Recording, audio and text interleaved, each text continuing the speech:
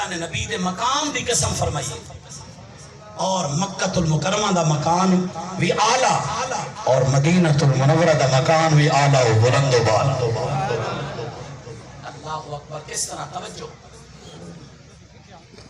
الشفاء بتعریف حقوق المصطفیٰ پہلی جلد صفحہ نمبر 75 فرمایا لا خلاف ان موضع قبرہ صلی اللہ علیہ وسلم افضل بقاع الارض. فرمایا لا خلاف کوئی اختلاف نہیں. حنبلی شافی مالکی تمام علماء دا تمام ائمہ مجتہدین دا اتفاق ہے کہ تمام روئے زمین تو اعلیٰ و بلند و بالا اگر جگہ ہے تو نبی دے روزے بڑی جگہ. سبحان اللہ سبحان اللہ. اللہ اکبر. اما عائشہ صدیقہ رضی اللہ تعالی عنہا کو کوئی پوچھے اما تیرا مقام کیا ہے؟ آپ فرمائیں نے میرا مقام کیا پوچھ دو جیڑی گھر وچ رہندی ہاں نبی نے وہ جنت البقیع بنا چھوڑے ما بین بیتی و منبری روضۃ من ریاض الجنہ. اور نبی دی اماں دی گل ہے یہ ذرا توجہ. سبحان اللہ. حضرت یوسف علیہ السلام تے الزام لگے. اللہ فرمائے جبریل یوسف نبی تے الزام لگے صفائی دی مامنی پاک دامنی دی صفائی دی مامنی ہے. اللہ نے پاک دامنی دی صفائی دی وئی ہے.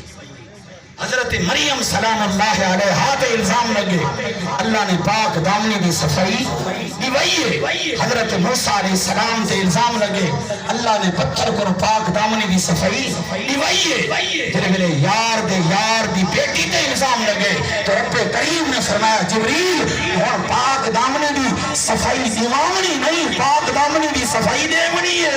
کیا بات ہے. سبحان اللہ. پاک دامنی دی صفائی دیونی ہے.